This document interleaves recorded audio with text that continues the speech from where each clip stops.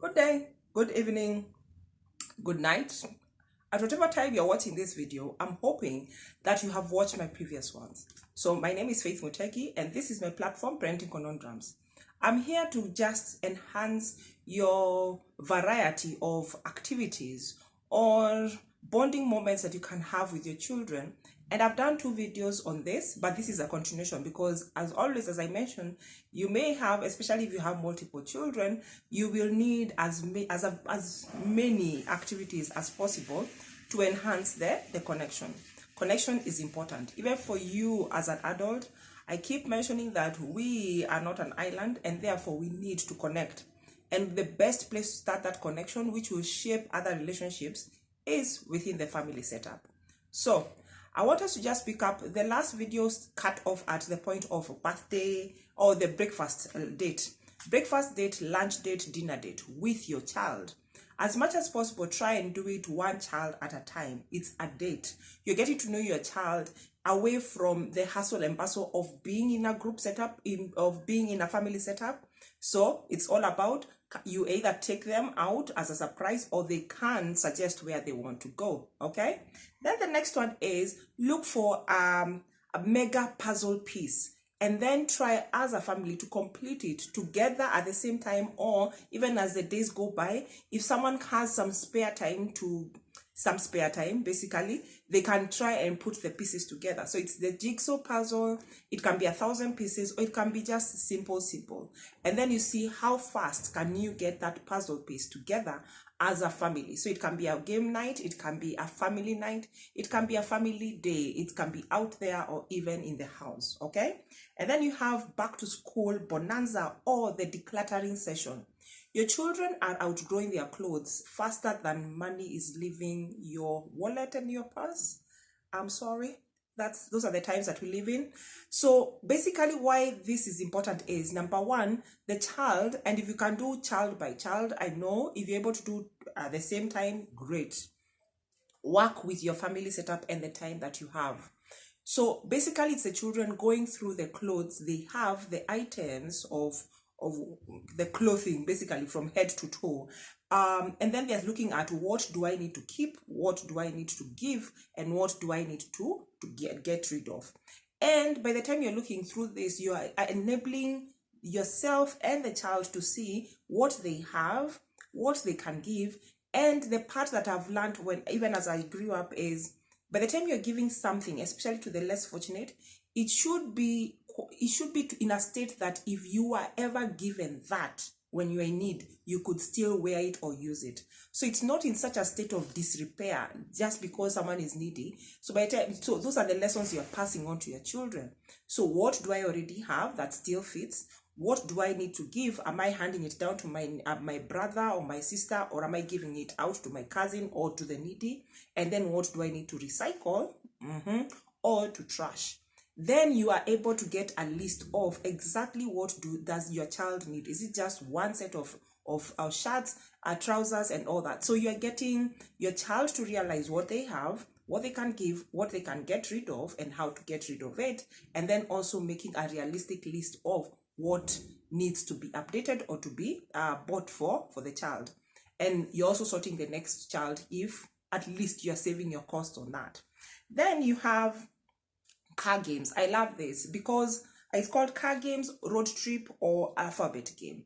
So you are going to school, you are going to your place of worship, you are going on a safari, you're going, yeah, I love the word safari.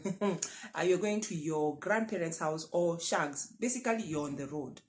And instead of them just being on the gadgets the entire time, and there's a video that I've done of why your child needs to know about the routes that they are using, because you are raising children who need to be independent, and they will not automatically, blessings upon blessings, but they will not automatically just leave your house, get into another house, leave your car and get into another car. If that's the case, great. But most of the times there's always a transition. And that is where life kicks in, like the lessons and the rest. So instead of them just being on the phone, why don't they spot as many things as possible according to the letters of the alphabet? It depends with your age group. But you say for this moment of time or this stretch, we are not using gadgets, we are doing this. So the game is who can get the list of items according to the alphabet as fast as possible. It can be for the red, depending on the age, it can be how many red cars, how many white cars. I'm very sure there'll be as many. So look for distinct, like yellow, blue, red. How many cars can you see? How many billboards can you see? About, and this is where now you realize that most of the billboards will be about either some what do you call it? The alcohol, the drinks. A few of them will be about condoms and all that. So even if you see my previous videos, it's all about how does this now strike into becoming a conversation or a lot more. If you need to take a deep pause when a child asks you a question because it just came off the whatever corner in their mind it came from, just take a pause and say, we'll talk about this later, or address it there and then, okay? But first, take a deep breath. And sometimes even throw the question back to them, especially if you don't have an answer at that point, or you need some time to think to see how to answer them. So by the time you're doing this, be cognizant, be aware of the children who are not able to write or read when they are on transit, when they are in the car, because they get motion sickness. Someone's lunch from Shags just showed up. Ukona mtu alibeba kuku over the weekend. So sorry for that.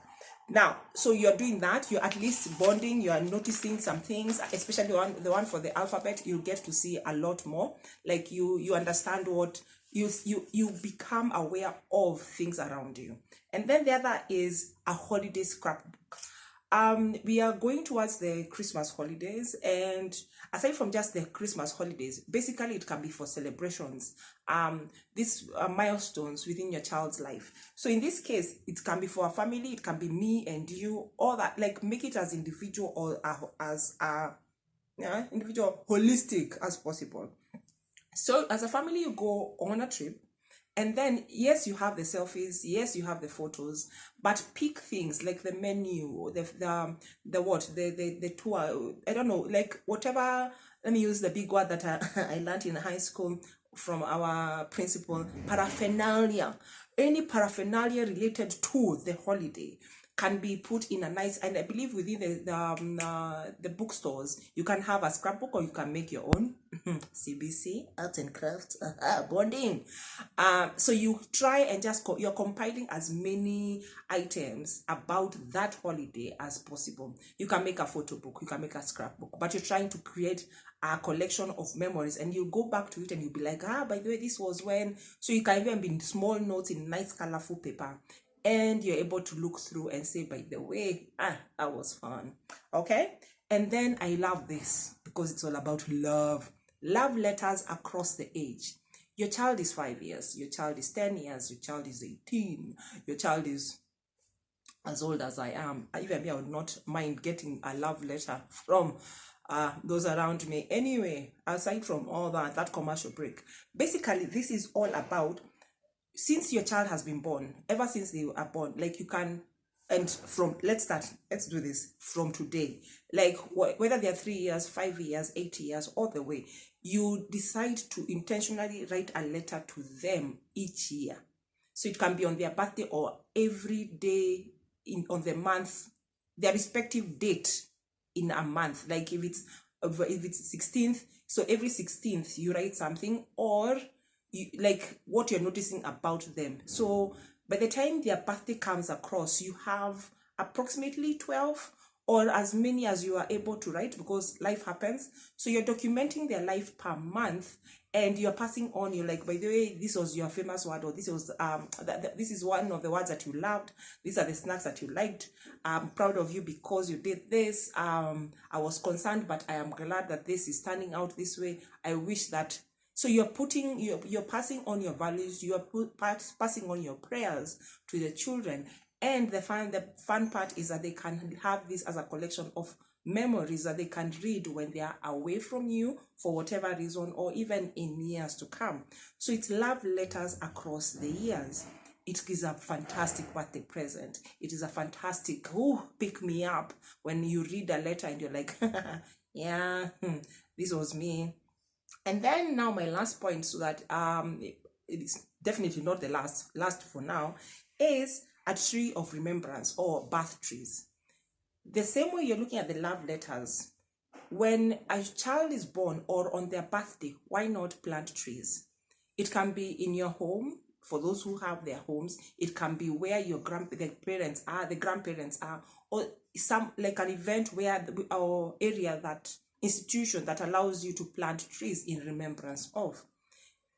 So by the time I say remembrance, it usually has a connotation of loss and grief. But in this case, I'm saying when they are born, you can plant a tree, mark it, take care of it, and then when they are of age, which can be 6, 7, 8, like they know this is my tree, they can take care of it, especially if it's nearby. And then that aspect, they can plant more trees if the space and resources allow. But basically, they get to grow as the tree grows.